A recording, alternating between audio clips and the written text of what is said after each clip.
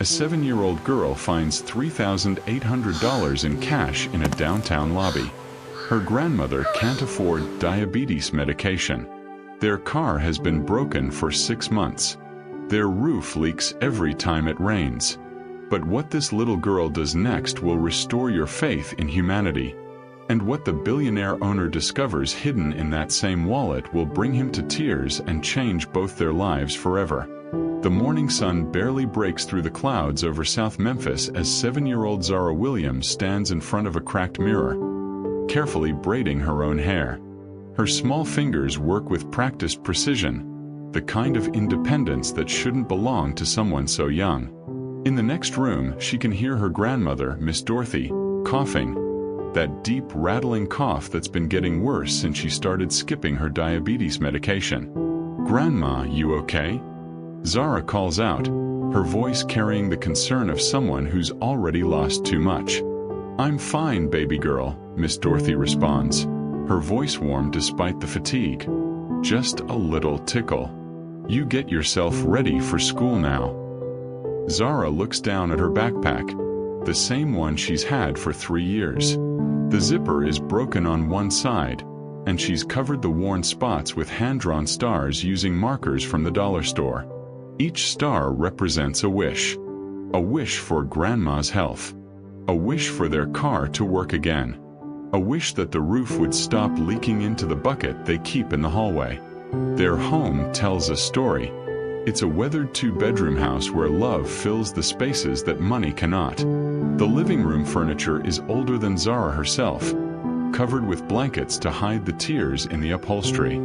Photos line the walls, including one of Zara's mother in her nurse's uniform, smiling with pride.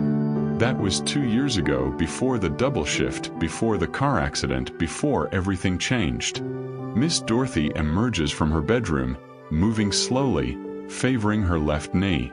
At 68, she should be enjoying retirement, maybe tending a garden or playing bingo with friends. Instead, she's raising her granddaughter alone on a fixed income, working part-time at the community center, cleaning offices at night to make ends meet. "Come here, let me fix that braid," Miss Dorothy says, reaching for Zara with hands that know every curve of her granddaughter's face. As she works, she speaks the words that have become their morning ritual. "Baby girl, we might not have much, but we've got character. That's something nobody can take from you. You understand me?" "Yes, ma'am," Zara replies, and she means it. She's seen her grandmother share their last can of soup with Mrs. Henderson next door. She's watched her stay up late, mending clothes for neighborhood kids whose parents work night shifts. Character isn't just a word in their home, it's a way of life. They walk to Maple Grove Elementary together, Miss Dorothy moving slower than she used to. Zara notices but says nothing. She's learned that some hurts run too deep for a 7-year-old's comfort to reach. Along the way, they pass Mr. Chen's grocery store, where Zara waves enthusiastically. Last week, she helped him carry boxes when his back was hurting. He'd tried to give her a candy bar as thanks, but she politely refused, saying, "Grandma says kindness isn't about getting something back." At school, Zara is known as the quiet one, the thoughtful one. While other kids show off new sneakers or the latest toys, Zara sits with Marcus, the boy whose lunch consists of crackers because his mom lost her job. Without a word, Zara slides half her sandwich across the table. She does this every day. Marcus never says thank you. Pride won't let him, but his eyes speak volumes. During art class, while other children draw mansions and sports cars, Zara draws a simple house with a fixed roof, a car in the driveway, and her grandmother smiling without pain lines around her eyes.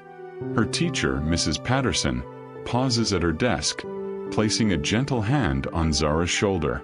She knows this child's story. She knows that Zara's backpack is held together with safety pins and hope. After school, Zara doesn't go home. Instead, she heads downtown to the Regency Tower, a glass and steel monument to success that seems to touch the clouds. This is where Miss Dorothy cleans offices in the evening, and this is where Zara does her homework in the marble lobby. sitting on a bench near the fountain while her grandmother works. The building is a different world. Men in $1,000 suits rush past, their phones glued to their ears, making deals that could feed Zara's neighborhood for a year. Women in designer heels click across the marble floors, their perfume leaving expensive trails. Nobody notices the small girl with the worn backpack, sitting quietly with her math worksheet. It's a crisp October afternoon, and the fountain beside Zara creates a soothing rhythm as water cascades over polished stone. She's working on her multiplication tables when she sees it, a flash of black leather beside the fountain's edge, partially hidden by the decorative plants. A wallet. Zara looks around, expecting someone to rush back for it. But the lobby is a river of strangers, everyone moving with purpose, no one stopping. She waits 5 minutes, then 10. Finally, she walks over and picks it up. The leather is soft, expensive in a way that Zara has only seen in store windows. She opens it carefully, and her breath catches. Credit cards with names embossed in gold. A driver's license with a photo of a stern-looking man. And cash.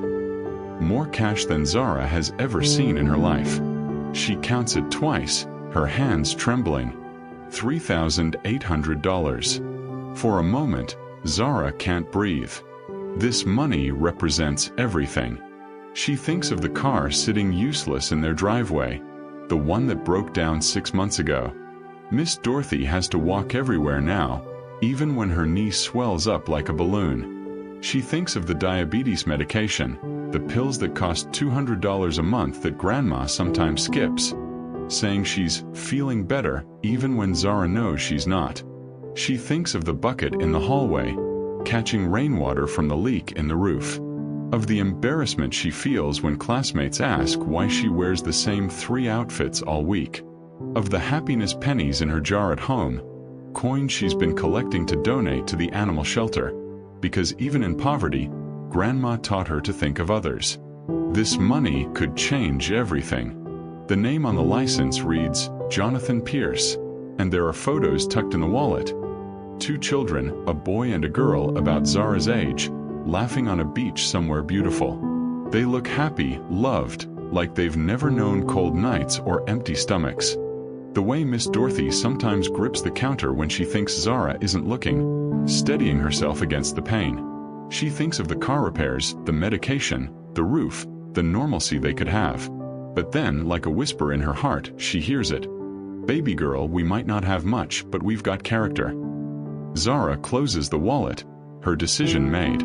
She walks to the security desk where a guard named Marcus, not the Marcus from school, but another guardian in her young life, looks up from his monitor. "Excuse me, sir," Zara says, her voice small but steady. "I found this wallet by the fountain. Can you help me find who it belongs to?" Before we continue with this incredible journey, I spent countless hours researching and crafting this story to bring you something truly meaningful.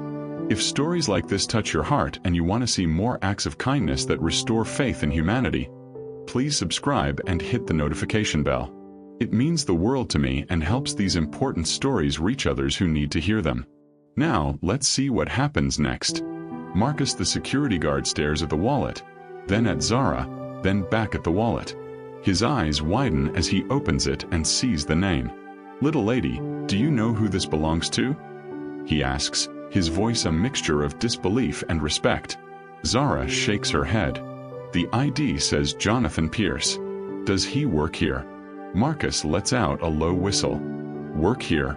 Sweetheart, he owns the building. Actually, he owns half the buildings you can see from that window."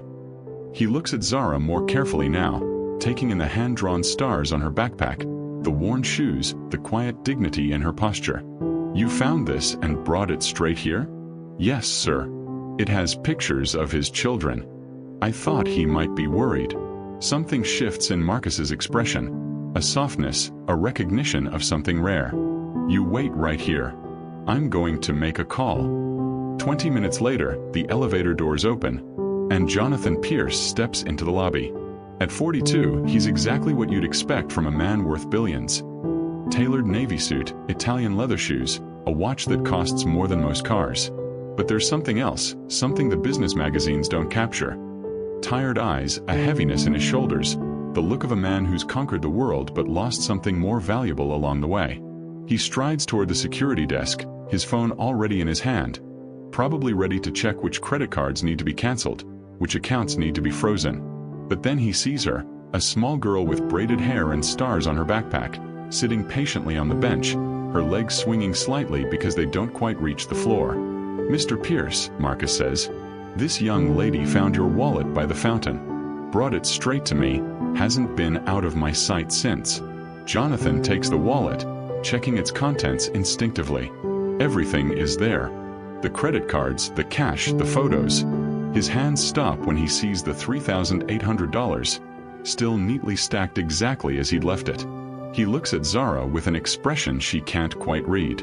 "What's your name?" he asks, his voice softer than she expected. "Zara Williams, sir." "Zara." He tests the name, then kneels down so he's at her eye level, a gesture that surprises even himself. "Do you know how much money was in here?" "Yes, sir. $3,800. I counted it to make sure I could tell security the exact amount, in case you needed to know nothing was missing." Jonathan's throat tightens. This child, with her worn backpack and shoes that have been resold at least twice, counted his money not to steal it, but to protect him. "Why didn't you keep it?" It's a direct question, maybe too direct for a child, but Zara doesn't flinch. "Because it's not mine. And my grandma says character is what you do when nobody's watching. I guess somebody was watching though, because here you are." For the first time in months, Jonathan Pierce feels something crack in his carefully constructed armor. This 7-year-old girl, who probably needs this money more than he could ever understand, just taught him a lesson he'd forgotten somewhere between his first million and his first billion. "Where's your grandmother now?" he asks. "She's cleaning offices on the 15th floor. We come here after school so I can do my homework while she works. I hope that's okay." "I'm very quiet." Jonathan glances at Marcus, who nods confirmation. "She's here every evening, Mr. Pierce. Never causes any trouble. Does her homework, sometimes helps pick up trash in the lobby without being asked." Jonathan stands, but he doesn't walk away. Instead, he does something that his schedule, his assistant, and his board of directors would consider unthinkable. He sits down on the bench next to Zara. "What are you working on?" he asks, gesturing to her homework. "Multiplication tables. I'm not very good at the big numbers yet. May I?"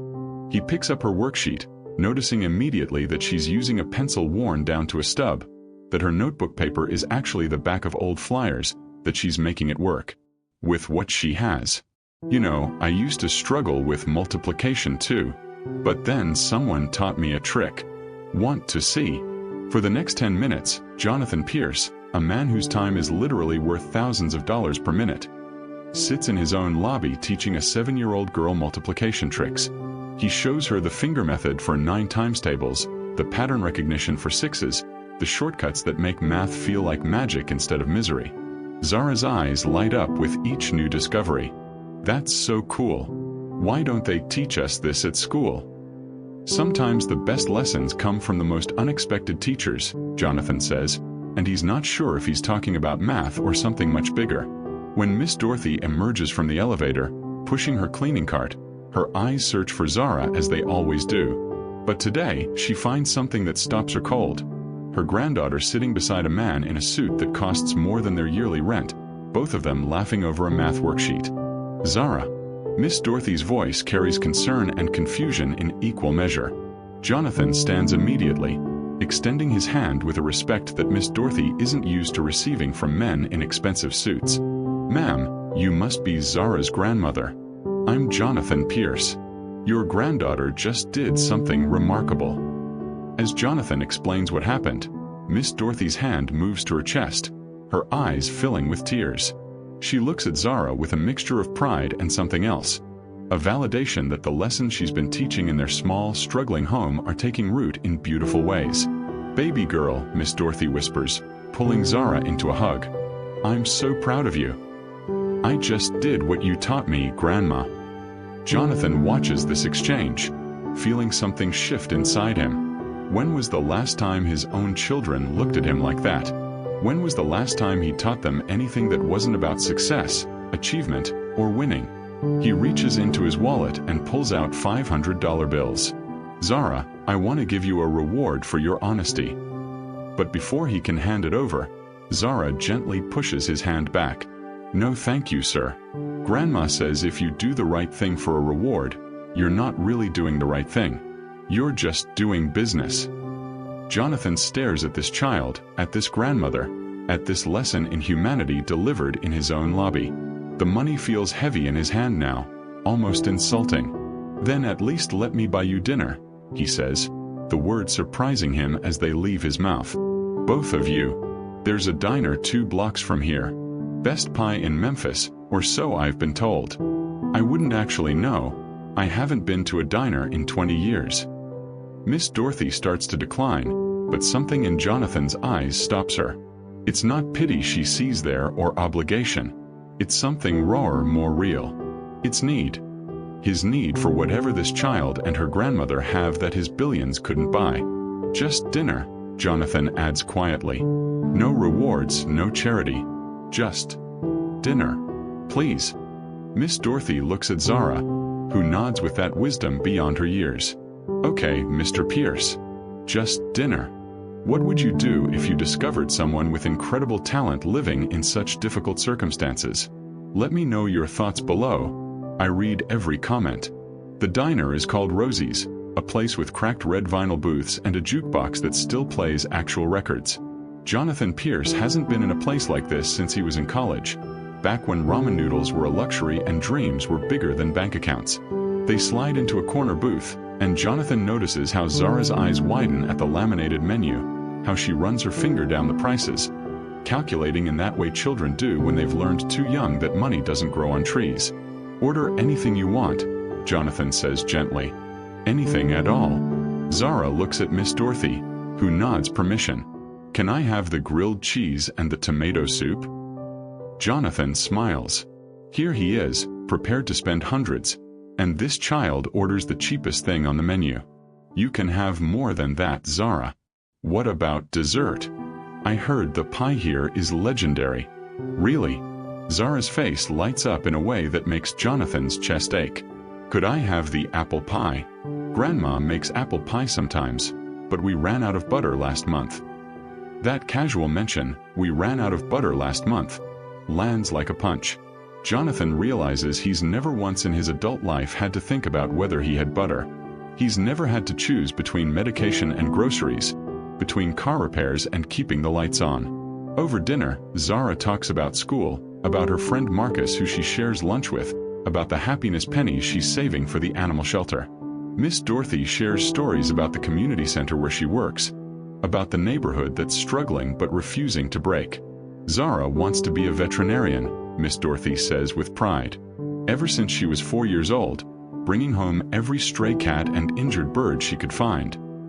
"That's a wonderful dream," Jonathan says, and he means it. "That takes a lot of school though. A lot of hard work." "I know," Zara says seriously. "I'm going to work really hard. Grandma says if you have a dream, you can't just wish for it. You have to work for it." Jonathan nods, but inside he's doing math. Veterinary school, college, the path from this diner booth to that dream. It's expensive, so expensive.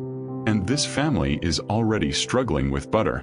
As they finish their pie, and Jonathan insists Miss Dorothy try a slice too, he makes a decision. "Can I ask you something, Miss Dorothy? Would it be okay if I checked in on you two from time to time? Zara helped me today in ways she doesn't even understand. I'd like to stay in touch." Miss Dorothy studies him carefully. She's lived long enough to recognize charity when it's offered, and long enough to know when to accept help with grace. "Mr. Pierce, we don't need." "I know you don't need anything," Jonathan interrupts gently. "But maybe I do. Maybe I need to remember what matters. Maybe I need to know people like you and Zara still exist in the world." Something unspoken passes between them, and Miss Dorothy nods slowly. "You can visit. But Mr. Pierce, we have our pride. We're not looking for handouts." "I understand. Just friendship then. Is that acceptable?" "Friendship," Miss Dorothy agrees, "is always acceptable." Over the next 3 weeks, something unexpected happens. Jonathan Pierce, Billionaire CEO, starts showing up at the Regency Tower lobby in the evenings, not for business meetings, but to help Zara with her homework. He teaches her math tricks, helps her with reading comprehension, and listens to her stories about school. He learns that Zara walks 2 miles each way to school because the bus costs money they're saving for other things. He discovers that Miss Dorothy's diabetes is getting worse, that she's rationing her medication because the copay went up. He finds out their car has been broken for 6 months, sitting in the driveway like a rusted monument to dreams deferred. But he also learns things that money can't teach. He learns about resilience from watching Miss Dorothy work a full shift despite her pain. He learns about generosity from seeing Zara give away half her lunch every single day. He learns about community from the stories they tell, about neighbors helping neighbors, about making something from nothing, about love being the currency that matters most. One evening, Jonathan brings his own children, 10-year-old Emma and 8-year-old Lucas, to meet Zara. His kids arrive with designer backpacks and the latest phones, walking into the lobby like they own it, which technically their father does. "Dad, why are we here?" Emma asks, annoyed at being pulled away from her private piano lesson. "I want you to meet someone important," Jonathan says, guiding them to where Zara sits doing homework on her usual bench. The contrast is stark. Emma and Lucas, with their expensive clothes and casual entitlement, standing before Zara with her hand-drawn stars and second-hand dignity. But something magical happens. Zara shares her colored pencils without hesitation, showing Emma how to draw stars that look three-dimensional. Lucas, noticing Zara's math worksheet, sits down and starts helping, surprised to find that teaching someone else actually helps him understand it better. "Your backpack is cool," Emma says, touching one of the hand-drawn stars. "Did you make these?" "Yeah. I can show you how if you want." For the next hour, Jonathan watches his children who have everything, learn from a child who has almost nothing. He watches them laugh together, share snacks, trade stories. And for the first time in years, he sees his kids being kids, not miniature adults scheduled down to the minute. But not everyone sees this budding friendship as beautiful. The following week, Jonathan receives a visit in his office from his ex-wife, Patricia, and her lawyer. Patricia is perfectly coiffed, perfectly cold, and perfectly furious. "I've heard you're spending time with some cleaning woman and her granddaughter," Patricia says without preamble. "Taking our children to meet them in your building lobby like it's some kind of field trip to poverty. Her name is Miss Dorothy, and her granddaughter's name is Zara. And yes, I've been spending time with them. Jonathan, I have primary custody of Emma and Lucas. If you're going to expose them to inappropriate situations, we're going to have a problem." Inappropriate. Jonathan feels his temper rising. Teaching our kids about kindness is inappropriate? Showing them that not everyone has what they have is inappropriate. Patricia's lawyer leans forward. "Mr. Pierce, your ex-wife is concerned about the influence of individuals from disadvantaged backgrounds on your children's development. She's prepared to seek a modification of the custody arrangement if this continues." The threat lands like a bomb. Jonathan's relationship with his children is already fractured, broken by his work obsession, by the divorce, by years of choosing business over baseball games and board meetings over bedtime stories. The thought of losing even his limited time with them makes his blood run cold. But there's another problem, one that arrives the next day in the form of a letter to Miss Dorothy from Regency Tower Management. One of the executives has complained about unauthorized persons loitering in the lobby, creating a security concern. The letter is corporate speak for "your granddaughter isn't welcome here anymore." When Miss Dorothy shows Jonathan the letter, her hands are shaking. "Mr. Pierce, I can't lose this job. I can't. It's the only thing standing between us and..." She doesn't finish the sentence. She doesn't have to. Jonathan reads the letter, rage building in his chest. He knows exactly who sent this. Richard Brennan, a board member who's been looking for any excuse to undermine him, who sees kindness as weakness and compassion as a liability. "This is my building," Jonathan says firmly. "They can't do this. But they already did, Miss Dorothy says quietly. And I can't fight them. I need this job, Mr. Pierce. Zara needs me to have this job. That night, Jonathan sits in his penthouse apartment, looking out over the city he's helped build. On one side, his ex-wife threatening to take away his children. On the other, his company threatening the livelihood of a woman whose only crime was raising a granddaughter with more character than his entire board combined. He thinks about the letter he discovered that day, the one he found tucked in his wallet's hidden pocket after Zara returned it. His daughter Emma's letter from 2 years ago. "Daddy, I miss you. Please stop working and come home." He'd forgotten it was there. He'd forgotten a lot of things, like what matters, like who matters, like why any of this wealth means anything if you're not using it for something good. Jonathan makes a decision, but it's a decision that could cost him everything. Have you ever had to overcome obstacles to help someone you cared about? What challenges did you face? Share your experience below. The next morning, Jonathan Pierce walks into the Regency Tower boardroom with a clarity he hasn't felt in years. Seated around the mahogany table are 12 board members, including Richard Brennan, the man responsible for the letter to Miss Dorothy.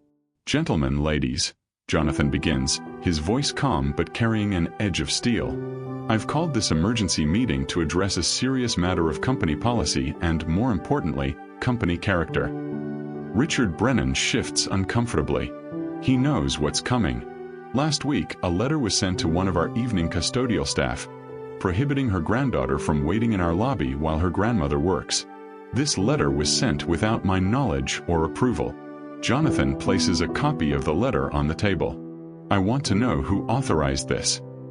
"Jonathan," Richard says, leaning back in his chair with practiced arrogance. "It's a security protocol. We can't have unauthorized individuals." Her name is Zara Williams. She's 7 years old. She sits quietly doing her homework every evening, never bothers anyone, and 3 weeks ago, she found my wallet containing nearly $4,000 in cash and returned every penny. Jonathan's voice rises slightly. That 7-year-old child has more integrity in her little finger than some people in this room have in their entire bodies. The room goes silent. "But here's what you don't know," Jonathan continues. "That wallet contains something else. A letter from my daughter, written 2 years ago, begging me to stop working and come home. I'd forgotten it was there. I'd forgotten a lot of things. But Zara reminded me what matters." He walks to the window, looking out over the city. "I built this company from nothing. I worked 100-hour weeks, missed birthdays, missed holidays, missed my children growing up. I told myself it was all worth it because I was building something important. But you know what? Zara Williams, living in a house with a leaking roof and a broken car, is building something more important than anything we've created here. She's building character. She's building kindness. She's building a life that means something." Jonathan turns back to face the board. "So here's what's going to happen. Miss Dorothy Williams will continue her employment here, with a raise and full benefits, including comprehensive health coverage for her diabetes. Her granddaughter will be welcome in our lobby every single evening. And furthermore, I'm establishing the Zara Williams Scholarship Fund, with an initial endowment of $5 million, to provide full educational scholarships for children from underserved communities who demonstrate exceptional character." Richard Brennan's face reddens. "Jonathan, you can't just." "I can and I will. And Richard, since you seem so concerned about security protocols, I'm sure you'll understand when I tell you that your position on this board is terminated, effective immediately. We need people who understand that a company's worth isn't just measured in profit margins, but in how we treat the most vulnerable among us." The room erupts in whispered conversations, but Jonathan isn't finished. Anyone else who has a problem with this can join Richard on the way out. "This is my company, and it's going to start reflecting the values I should have been living all along." After the meeting, Jonathan makes another call, this one to his ex-wife Patricia. The conversation is difficult, tense, but Jonathan speaks from a place of truth he hasn't accessed in years. "Patricia, you're right. I've been a terrible father.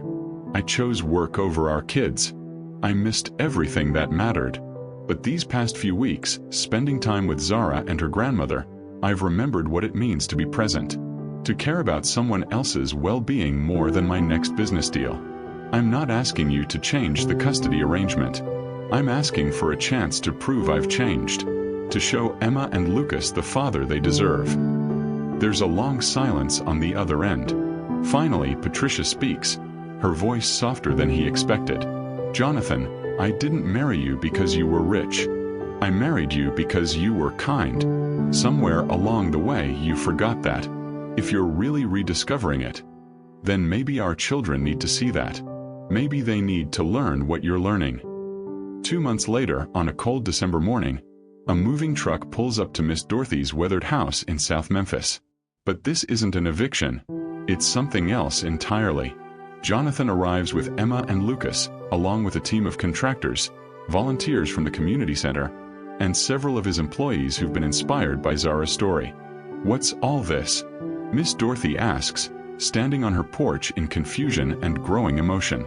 Miss Dorothy, Jonathan says, approaching with genuine warmth, you gave me and my children something priceless, a reminder of what matters. Please let us give you something in return. Not charity. Call it friendship in action. Over the next 3 days, the house is transformed. The roof is completely repaired and reinforced. New windows are installed, the kind that actually keep the cold out.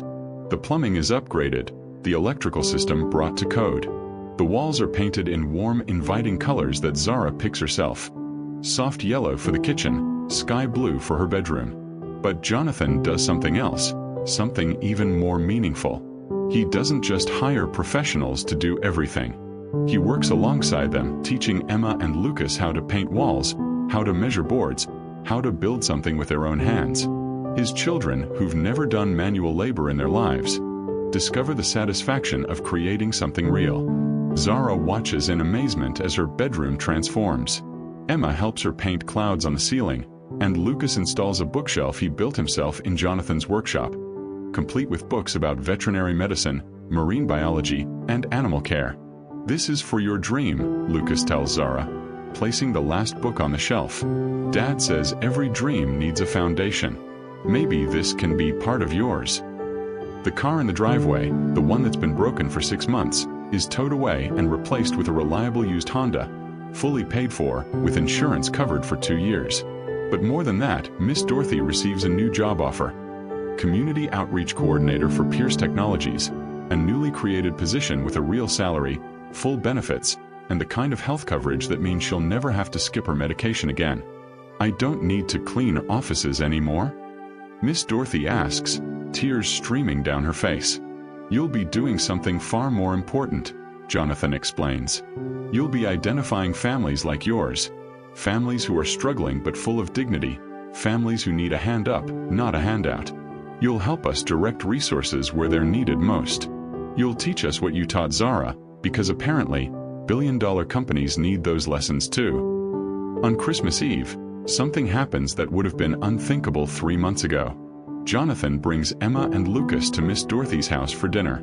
Not to a fancy restaurant, not to a catered affair, but to a simple home-cooked meal around a kitchen table that's seen better days but is filled with more love than Jonathan's penthouse has ever known.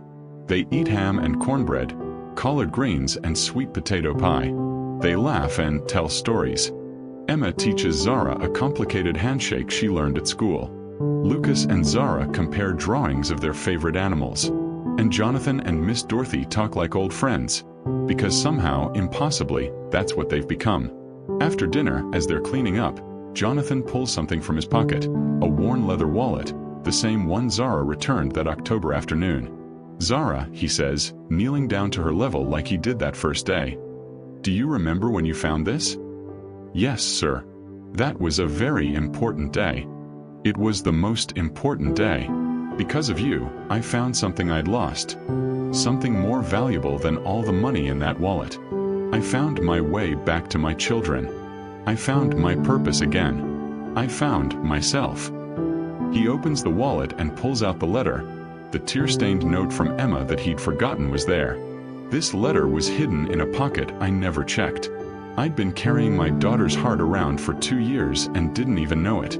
But you knew. Somehow, when you returned this wallet, you returned something bigger. You returned me to the people who needed me. Jonathan reaches into his jacket and pulls out an envelope. This is for you. But before you open it, I want you to know, this isn't a reward for returning my wallet. This is an investment in who you are and who you're going to become. Inside the envelope is a letter of guaranteed admission and full scholarship to the University of Tennessee's veterinary program, effective upon her high school graduation, with all expenses paid. Tuition, room, board, books, everything. There's also a savings account book showing $50,000 set aside for any additional educational needs or emergencies. Miss Dorothy gasps, her hand covering her mouth. Zara stares at the papers, not fully understanding the magnitude but sensing that something life-changing has just happened. You're going to be a veterinarian, Zara, Jonathan says softly. Not because of luck or charity, but because you deserve it. Because your character earned it. Because in this world, good people should win sometimes. But Zara does something that surprises everyone. She carefully sets the envelope down and runs to her room. She returns carrying a small jar, her happiness pennies, the coin she's been collecting to donate to the animal shelter. Mr. Pierce, she says solemnly, I want to give this to your scholarship fund. For other kids like me. Because Grandma says when you receive a blessing, you're supposed to pass it on. The jar contains maybe $20 in coins. To Jonathan, it's worth more than his entire fortune. He takes the jar with reverence, his eyes wet. Zara Williams, you are going to change the world. You already have. Emma, watching this exchange, moves closer to her father and slips her hand into his. For the first time in 2 years, the distance between them feels smaller. Dad, she whispers, I'm glad you found your wallet. I'm glad Zara found you. Me too, sweetheart. Me too. This story shows how one act of kindness can change everything. What's one way you could make a difference in someone's life today? Challenge yourself and share your commitment in the comments. 5 years later, Zara, now 12, excels in science and volunteers at the animal shelter she once saved pennies for. Miss Dorothy thrives as community outreach coordinator, helping hundreds of families. Jonathan leaves work early now, coaching soccer and attending every recital. The Zara Williams Scholarship Fund has supported 47 students based on character, not grades. This story proves that character matters more than currency. Zara chose integrity over $3,800 and changed multiple lives forever. If this touched your heart, please like and subscribe for more inspiring stories of human kindness. What act of kindness will you perform this week? Share your commitment below. Remember, you have the power to change someone's entire world.